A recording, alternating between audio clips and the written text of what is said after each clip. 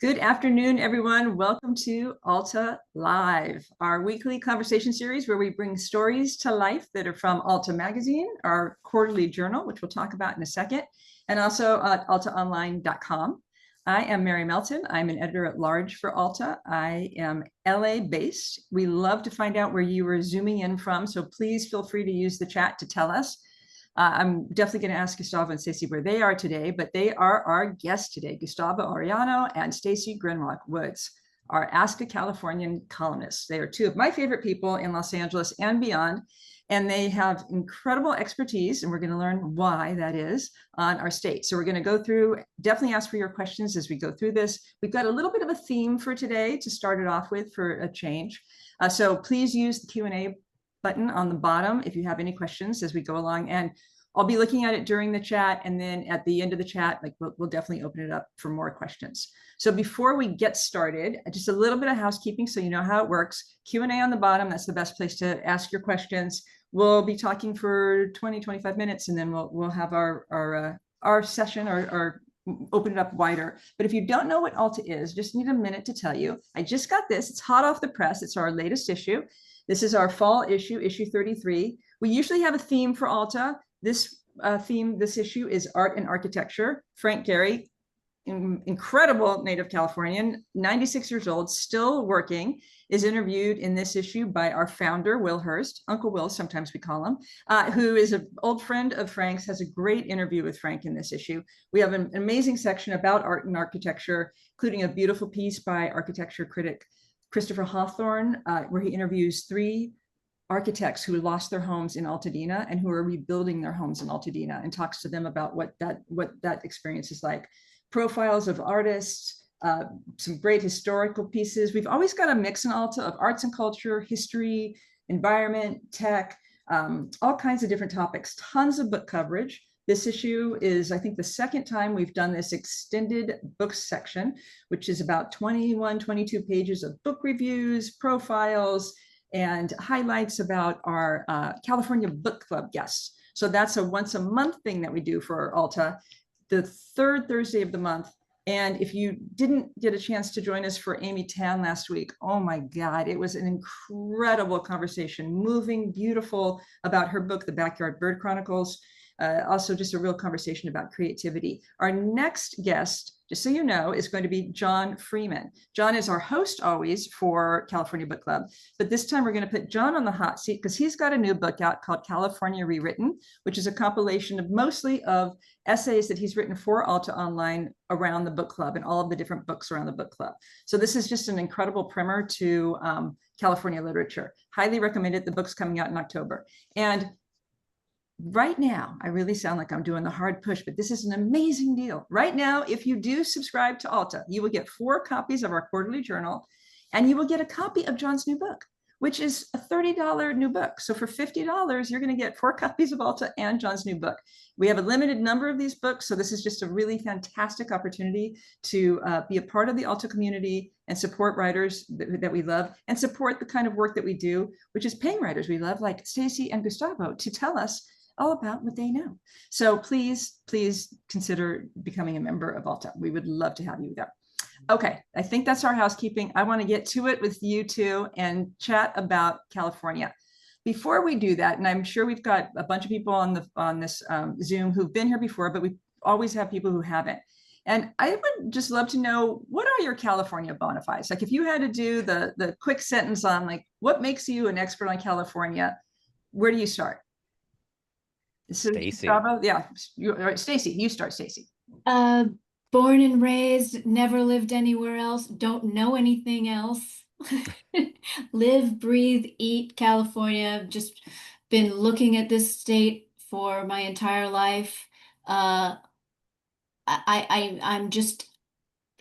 that California thing. I like, I'm not anything else. So we just call it California. And and Stacey, where are you now? I am zooming in from Garvanza, which is a little neighborhood. It's wedged right between Highland Park and South Pasadena. And I'm told it used to be a big garbanzo bean field. Is that correct? Gustavo? Do you know? It sounds like it, because where else would you get a name like Garvanza? In other words, butchered Spanish. That's such a Yeah. Southern California thing for our streets and our cities, like Mission Viejo, or like what's the other one? Oh, Buena Park, good old Buena Park in my neck of the woods, Orange County. And your bona fides? Oh my God. Well, first and foremost, I belong to the worst part of California, Orange County. I refuse to leave. A big bad Anacrime. That's where I'm from. 4 generations with my nephew. That's 5 generations of us in Orange County. I'm also my day job. I'm a columnist for the Los Angeles Times. So my job is to focus on who we were, who we are, and who we're becoming as Californians. And like Stacey, never left, ain't going. Nothing's gonna drive me away. Unlike Stacey, though, I do travel around the United States all around. Just in my other job covering Mexican food. And look, the United States is cool, but it's not California. Yeah. Everyone wants to be California, and that's why you have to subscribe to Alta Journal, because if you don't, then that means Texas wins. Everyone wants to be in California. I think, is that what you just said, Gustavo? I traveled this summer internationally, and it was unbelievable when people find out where I'm from. They would say with regularity, "Why are you even traveling? Why?" And that was out of the country, but within the country, there is a lot of hostility toward I feel like, or at least the media perception is, there are a lot of stereotypes around Californians. There's a lot of hostility toward the California ethos, despite the fact that so much comes out of here. So why do you think there's that disconnect between an international perception and a national one? California internationally, they know us for Hollywood. They know us for the coast. They know us for Disneyland. They know us for all the good, wonderful things about California. The rest of the country, let's admit it, they're a bunch of haters. They do not like us now because we are apparently too blue for them. The more redder parts of the country, they don't like us because of Governor Gavin Newsom, who just really like stands for, what does he call it? The nation state of California, which, come on, Gavin, yeah, that's a little bit too much as well. But honestly, because they're fed a constant diet of doom and gloom coming from California. And this is not anything new. This is not under the current administration. My entire life, I mean, I grew up in the 1980s when you had the decline of the aerospace industry. And I remember seeing stuff like, oh, California's done. California's done. My colleague, Michael Hiltzik, he just did a book about California saying people were saying California was done in 1850. So there's always going to be those haters. And, like the old cliche goes, but it's a good one. They hate us because they ain't us. Exactly. And how come they're always hopping on our trends? I mean, the rest of the country does look so much more like California than it ever did. You used to be able to not leave when you left California, you really knew you weren't in California anymore. Now, everywhere has a sort of a California vibe. You can get the same kind of food, you can buy the same sort of clothes. They tend to hop on all of our trends that they hate so much. They're spread the spread, of course, of In There's a and Out, spread. which is overrated. And use our tech. It's pretty good. Yeah, Use our tech, exactly. yeah, all over the world. Rosanna just put something in the chat about some of us are leaving the state and country not by choice, which is right. Like that's obviously on all of our minds. And I think that might be part of the reason why we wanted to talk about this idea today about leaving the state, about considering ever leaving the state, because there are things going on here that are reprehensible to many. And there are also other reasons why people are considering leaving California: the finances, the expenses, the job opportunities, natural disasters, right? And I know that a lot of those things are the things like Gustavo, you just said, that's the gloom stuff, but there actually are real realities. And I say this is a fifth generation California, 11 Californian, the realities of being in California. So you both started when you were giving your bona fides, I think, saying you'd never leave California, but have you ever considered leaving California? No, I mean, I'm going down with the ship, I'd say. I think there's just a connection to the land that I can't even explain. I think even if I could live exactly the same way, if I was surrounded by the same people, the same industries, everything else in a different part of the country or part of the world, it still wouldn't feel like this place feels to me. I like having the ocean right there.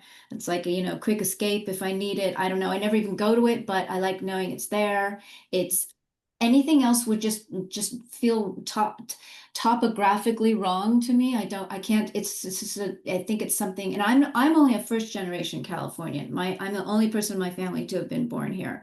But I have a connection to the land. Maybe some people can relate to that, but yeah, I'm gonna go down with the ship because I don't think this is a place you leave when just because it gets too hard. I think you figure out how to make it work. I am not a rich person. I'm a starving artist, and and everywhere else is expensive too. So might as well just do without some things. And I'm kind of become an expert on how to live as a starving artist in Los Angeles, and still live the way I want to live. It takes some doing, but I'm happy to provide advice if anybody needs it. Yeah, It's worth it.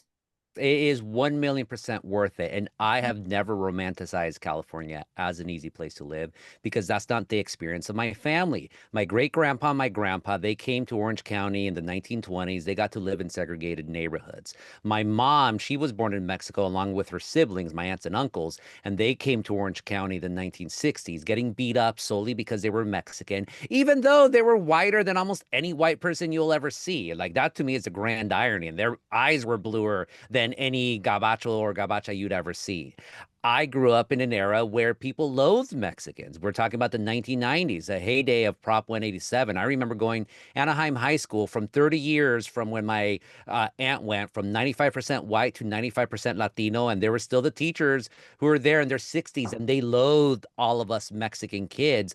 I frankly see the kids growing up now. Yes, the finances are tough, but when are they ever easy? And in many ways, living in California, this is before, of course, the ICE raids, for a lot of Latinos is probably easier now than it ever has been. And look, you could romanticize the days of cruising down Van Nuys Boulevard or being out in the beach, doing the mashed potato to Surfing USA. That wasn't the reality of my people. And so now, like, and given that we are part of this dream, I just find it funny that now people say the California dream is over when Latinos are plurality of the population. Is that a coincidence? I don't know. Yeah, maybe it's just reflective of my demographic, but like I do feel like I'm at more dinner parties where people are talking about it more than like, that it is something that they'd never considered, but they're starting to consider it, and it for the reasons that we laid out. But no, but I love the idea, and we've got some folks in the chat who agree of just digging in your heels and staying for the fight.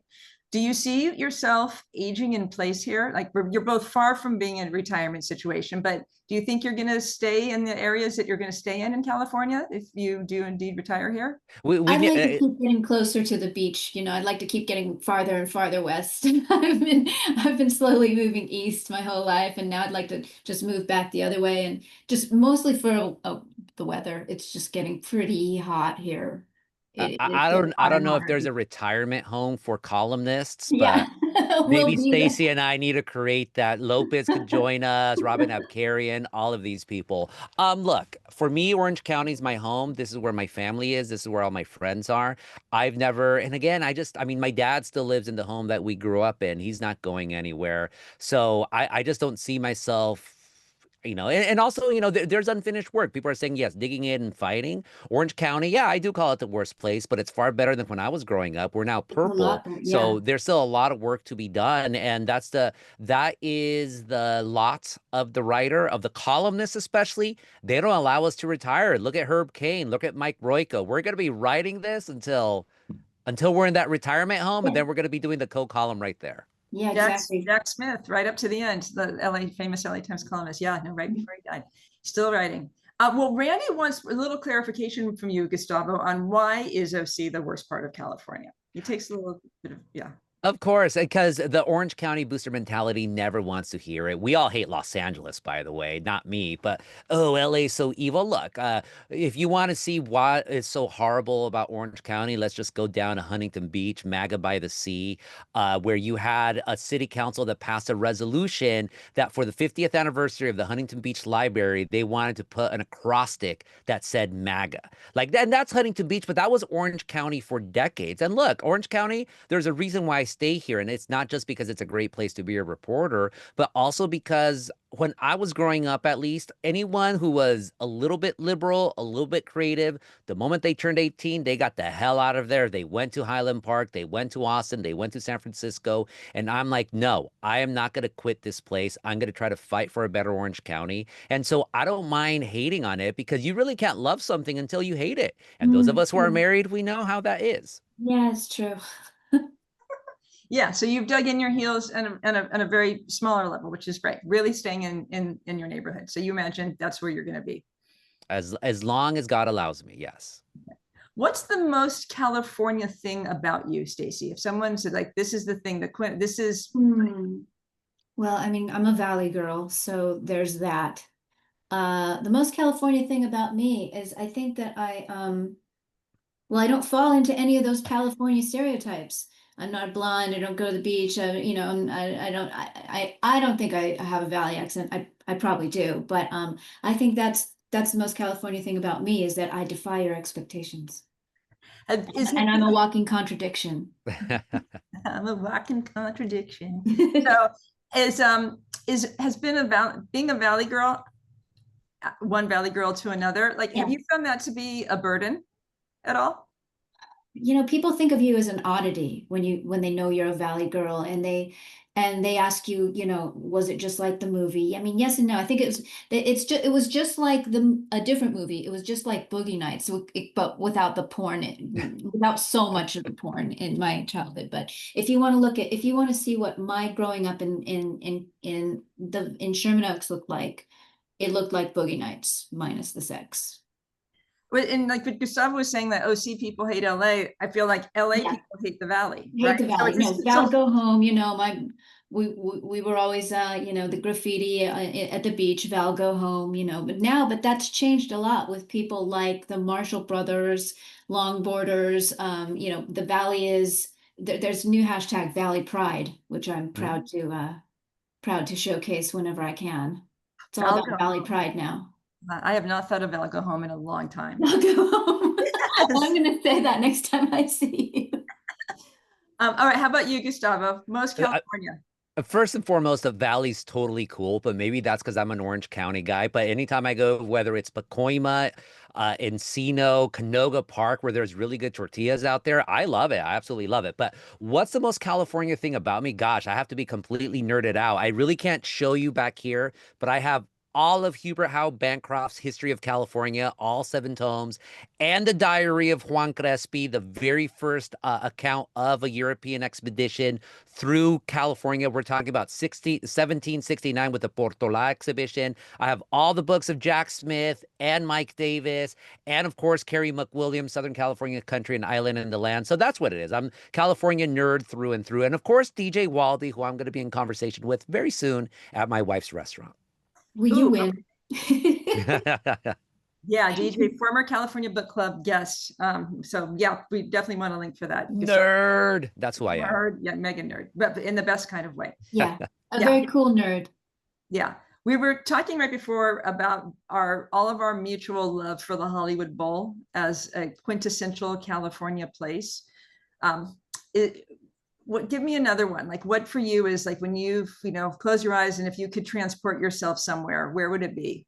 I'm going to be standing in line at Cielito Lindo on Olvera Street. So the home of the birthplace of Los Angeles, the restaurant that popularized the idea of tacos in the form of course, taquitos, little small guys in avocado salsa, super delicious. You see all of LA. When I appeared on Parts Unknown with Anthony Bourdain, me and the comedian Al Madrigal, that's where we took Anthony to. And one of my favorite California stories is Bourdain. He had just gotten Japanese, like the woodblock tattoos, like super painful to do, a huge one on his hip, no less. So he's sitting, and we're doing it at 9 o'clock on a Friday. So, to make sure there's no crowds at all. And he's sitting in pain, but he loves the salsa, the avocado, and all the tacos and the salsa, taquitos and all that. Then he's waiting there on Cesar Chavez. His car's waiting right there to take him to his hotel because he needs to sleep. Nope, he stayed there for an hour. every single person talked to him, from unhoused people to hipsters to migrants coming to work, out of work, and he listened to every single one. And now Bourdain, of course, was a famous New Yorker, but he loved Los Angeles. And so for me, that is my California happy spot, Cielito Lindo, and right on the north part of Olvera Street. It's fantastic. And I'll say, as a matter of pride, it was 12:50 before avocado was uttered in our Ask a Californian. So what restraint we showed 20 minutes before actually talking about avocado. It's my single favorite food. So thank you. All right, Stacey. Okay, well, there are a few, and when you ask me for my bona fides, they're all coming to me now. I mean, I just sort of blanked on them at first, but besides being a Valley girl, I would transport myself probably back to the original Fashion Square in Sherman Oaks, and go shop at Judy's or Contempo or something like that. I might also transport myself to opening night at the Viper Room, where I ended up being the booker. That's another one of my bona fides. I used to book the Viper Room, and royalty. Wow. Yeah, and let me think, what else?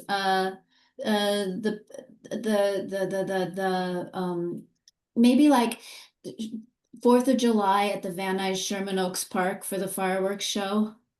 Do they still do that there? No, but I thought we were transporting ourselves. Oh, transporting yourself. Okay, yeah, I just wasn't, yeah, because I couldn't remember that. Okay, yeah. Fashion Square was something else. Yeah, there definitely, yeah, I miss that place a lot. So, okay, well, let's get one of our questions that we have here. Is you two are proud, this is from Eduardo in our Q&A, you two are proud of never having lived elsewhere. Please comment on Tom Waits' line in San Diego Serenade, I never saw the East Coast until I moved to the West, and how that fits in with perspective. Interesting. Well, yeah, I mean, I think when I'm not here, I really miss it. The East Coast, I mean, I feel like I fit in. People never know I'm from California. They actually, will ask me for directions on the streets of New York, which I'm very flattered by. But yeah, there's just that line reminds me of the feeling I get when I'm flying back in to Los Angeles, to California, and there's just a feeling that overcomes you. Just this, this feeling of seeing all the lights, seeing all the orange lights, and just knowing that you're home, and you can't really see that without leaving here. So that's the kind of thing that makes me think of that. Yeah, leave it to San Diego to inspire that line, by the way. Yeah. That's what I would say to that. There is like this huge feeling of, for me, the same thing, Stacey, when I'm flying in, of just, I'm never unhappy to be coming home. Exactly. It's a great, and just to bring up with California, I mean, bring it back to Orange County again, I get that same sort of feeling of release when I'm crossing from the county line from Orange County back into Los Angeles. I think we talked a lot about, like, as the space gets smaller, there's, OC hating on Los Angeles hating on OC, Valley, Hollywood. It just gets smaller and smaller and smaller until I get right to my house. Yeah. So what would you say is, if you had to pick, this is a question that we got sent in, like, what's the most only in California celebrity sighting you've ever had? Like something that's just like, okay, like that couldn't happen anywhere else. When I used to be on The Daily Show, and we had a bunch of California sort of style celebrities to participate in a pretend sort of what do you call it, focus group for an election, and Kato Kalin left because we wouldn't pay him. Doesn't get much more California than that. No. For me, and also, sorry, one more thing. The time when I saw Daryl Hannah and Jackson Brown rollerblading around Santa Monica. That didn't really happen. It did. Oh my gosh. That's amazing. yeah. I gotta know, For me, it's always the Hollywood farmers market. Like, they're the celebrities. They're just like us. They want their arugula and their multiple mushrooms. I remember my wife, she used to be a master food preserver. Like, you have to, like, she enrolled in that, but you could only call yourself a master food preserver in California if you continually like volunteer for your credentials through the University of California system. So as part of that, she was at a table, said, ask the master food preserver anything. So One day we're just hanging out there. Hulhauser just swings by. I know him, or I knew him, may he rest in peace. So we asked Delilah how to preserve lemons. And then the better time, though, is she's like, is that Booger from Revenge of the Nerds? And it was Booger from from Revenge of the Nerds. So she goes up to him and says, Mr. Booger. And he turns around and smiles, and we take the photo. And that, like, yeah, I can't remember what he was buying. Probably pomegranates or something. I can't remember. Oh, I have another one. Jack Nicholson checking out the headbands at Barney's, New York, and just by himself giggling, going through the women's headbands. I'll stop. I think maybe we just learned something about Jack Nicholson. I had no idea. Okay, here's another question that we got sent in. Gustavo, I think you'll probably particularly have an opinion about this one because you've written about this in the pages of Alta before. Should the VW bus be the official California state vehicle? Oh my God, I love a great VW bus. Mine is still in the shop after 9 months because any VW mechanic is weird. And so you just go, like, they do a great job, but they're weird, but I don't mind it. That's a hard one because you have to go, the little deuce coupe, you could go with that. You also love just a good lowrider, a 64 Impala, just jumping up and down. But I would say it's the VW bus because that's the confluence of the cholos, because cholos love VW buses, absolutely love them. You get the hippies, you get the hot rodders, like all the different axi, if you will, of California car culture, which they're all there. They all unite in the VW bus. As I wrote for Alta a couple of years ago, it is the happiest car ever.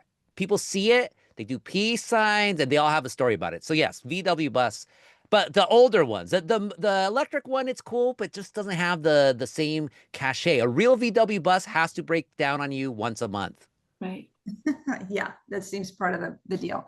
We're getting some really fun celebrity sightings. Yeah, I'm seeing those. Yeah. I'm seeing the Patty Hearst trial. Patty Hearst trial, right. Oh my God. In the women's restroom at the Patty Hearst trial. Yeah. A celebrity trial, that's a quintessential California situation for sure. Wow, Julia Roberts and Kiefer making it at Bordner's. Bordner's is a great celebrity sighting spot still. Like they still feel like that's like an under the radar one. Well, as we know, in the pages of Alta, we also feature Ask a Californian, and our next column, which I was just working with Stacey and Gustavo on, has a transportation related question. So we got another question in that's kind of tangentially related to that. So I'm going to read it to y'all. All right. One of my close friends lives in my neighborhood in East Los Angeles. She often suggests we carpool when going to dinner or meeting up with a mutual friend in Santa Monica. I can take us, she'll text me. The thing is, she's a terrible driver. She goes 80 plus miles on the freeway, rests one foot on the dashboard, and insists on playing EDM. I'm out the window if that situation's happening. Yeah, my opinion. Okay, I'm all for chatting in the car and being eco-friendly, but this is just plain dangerous. How do I protect my life without hurting her feelings? This was You have to offer her to drive. You have to jump in there. You have to do it. You have to either pay for an Uber for the both of you or offer to drive before she does. Okay. You just say like, oh, you've done so much, it's my turn, and have it always be your turn. I question the validity of this scenario because there's no way you could go 80 miles per hour at any stretch between East LA and Santa Monica. On the 10, what are you driving at 1 in the morning? And in that case, like if you have a friend who's driving at 1 in the morning already, you should know, like, yeah, you shouldn't really be hanging out with those types of people. That's too late for dinner, right? Yeah. So I love something that you just said though, Gustavo, because when one of the questions that we have in the next issue, the person who wrote the question had left out the in front of the freeway number, and I inserted the into the question before I, sent it to you all. Mm-hmm. So is the verdict a big thumbs up on the? Right? It sounds totally wrong. Sorry, San Francisco. Yeah, it sounds terrible. It really sounds terrible without it. Yeah, it's weird. Yeah. Okay. What are we thinking about? Here's another question. Kohl's versus Philippe's. Kohl's has just recently closed. What are your feelings on this? Did you have a favorite in that? So maybe we can fill in people who don't know what the Kohl's-Philippe debate is. The home of the French dip sandwich. French dip sandwiches. And I have to recuse myself from this one because I'm terrible at big sandwiches. They're like, I'll admit something to you guys. I've never had one of those. So I like the potatoes. I like the coleslaw. A big huge sandwich just doesn't work for me. And I have to recuse myself because I think French dip sandwiches are gross. I do too. Okay, I wasn't gonna say it, but I don't want wet bread ever. Wet bread, I don't, those are things I If don't it's like. a good marinara sauce, I'm for wet bread because then it becomes nice and saucy. But like it's French dip, like you're dipping fat in fat. And I'll answer the question though. I love Philippe's because that's right next to Chinatown, right next to Olvera Street. Yeah, Nothing against Kohl's. It's great, more dank atmosphere. But Philippe's is just for yeah. me more LA. But yeah, I always get what do I get at? Oh, you know what I get at Philippe's? I get the pickled eggs because I love a good pickled hard-boiled egg. How much is the coffee there now? Do you know? It was 10 cents forever. I don't drink coffee, so Okay, I okay, know. I'm a okay. weirdo. Yeah, I'm still reeling a little bit from the French dip hostility because I in fact love Philippe's and is I'm open to try. Maybe I'll make that a thing I do this year. I try one. yeah, and you don't want to get, I mean, you don't have to do the double dip. You can ask for just a real light dip. Right. I'm seeing somebody on the chat saying that if it's great if the bread stays crunchy on the outside, and that I can go. I will test that out. And great little stocking stuffer, the Philippe's mustard. It's a winner every Yeah. single Christmas in our house. Okay, so lastly, like I'd love to know, I think you both might have an opinion on this. What's your favorite piece of weird California history? Just like something that's just because you were nerding out, Gustavo, on all the history Better books. this than I am. Yeah. Please take this one. I mean, the classic, of course, is the Emperor Norton. How can you ever get away from a man who declares himself Emperor of San Francisco, and San Francisco says, "Yes, you're Emperor," and really treat him with respect instead of a joke? But weird California history. Well, okay. If anyone can help me on this one, everybody who lived in LA in the 90s, 80s, and remembers the lady with the pointy head who walked around, Mary, maybe you do. Yes, she was wasn't she always Yeah, around La Brea? La Brea. She lived in a black lava rock house, Lava and lady, the lava yeah, lady. yeah, the lava lady. I mean, for better, yeah. So that's true. I feel like we had, at least in LA, and I don't know, I'm sure San Francisco has similar Yeah. characters. They had the twins. That was a great celebrity sighting I had once back with those famous twins who were in like an American Express commercial, these older women who used to shop around Union Square in San Francisco. So I know they have at least some street characters, and anyone up there, Yeah. tell us in the chat what we're missing for San Francisco street characters. But Stacey's alluding to this woman who would walk around and it was like, really wasn't a turban. It was like a It was her hair. No, it was her Yeah. hair. It was her The actual hair hair. up to into a point that went We straight had up. so many of them. Like Yeah. I feel like they have peaked. Am I wrong about that, or do you? I think, and I was thinking this the other day, you don't see the street characters anymore. You don't see, do you remember we used to call him Dr. Reed Walker, the guy who'd walk around reading? Committed suicide? Yeah. Oh, was it a Mm. suicide? I It was believe in somebody's hot tub, right? it was. Yeah, I believe it was a suicide, which was Yeah, I'm not seeing the street characters that I used to see, and that's very sad. yeah. Roller State. Dennis Woodruff is guy- gone. Yeah. Dennis Woodruff. How about an OC, Gustavo? Do you have Yeah, characters? do you have I mean, OC? we had the famous street character in Laguna Beach, the greeter, which was this Norwegian immigrant who for decades greeted people on PCH. This is going back in the 40s and 50s, and there's still a statue of him. And Henrik, like a very Nordic name, like Henrik Larsson or something like that. But he's known as the Laguna Beach greeter. But no, I agree with Stacey. There was this older woman who looked like the female version of Ed Asner's character in Up. So very squat, big, thick frames, always wearing a huge coat, no matter how hot it was. And me and my wife, we called her Mini Savage because we thought she was savage, like totally awesome, badass, doing her thing. And then after the pandemic, she disappeared. I'm assuming probably she passed away. But yeah, like those old school characters. And every city had their own, but you just don't see it as much. Sadly, when you talk about them, it's usually people like us reminiscing on what used to be and not like what is currently today. I think actually I want to be a street character. That's what I I'm mean, gonna say. I think I'm on my way to becoming like I am the lady who walks around with the little dog and the giant glasses. So, and I'm the weirdo, and this is absolutely true. When I used to live in part of Santa, I'd walk down Main Street reading a magazine with my hoodie, big, huge Dickie shorts, socks pulled up to my knees. And my friends would say, yeah, I'm going down Main Street, and I see some weirdo cholo walking around reading a book. I'm like, oh, that's That's me. And me. they're like, yeah, only Gustavo could do that. So I think I'm just gonna quit all my jobs and just spend the rest of my life doing that until we get into the columnist nursing home. Until until the nursing home. I'm gonna walk right into the nursing home. That's fantastic. Well, thank both of you so much. Such a Pleasure. always to chat with you two. I really appreciate it. And I just want to remind everyone, please get your Alta magazines, Stacey and Gustavo. They've got a column with fresh responses in this issue. Every issue they're in there. And a reminder that if you do subscribe to us, you're going to be getting John Freeman's California Rewritten, which is just a fantastic, fantastic book.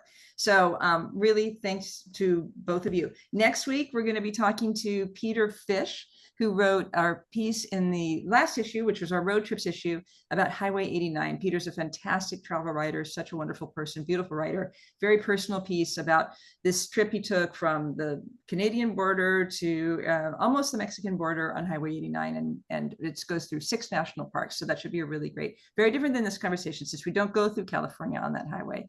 But of course, we do have highway trips in that issue for California as well. So thank you both so much. Really appreciate it. Happy fall. Thank you. You too. Gracias. All right. Bye.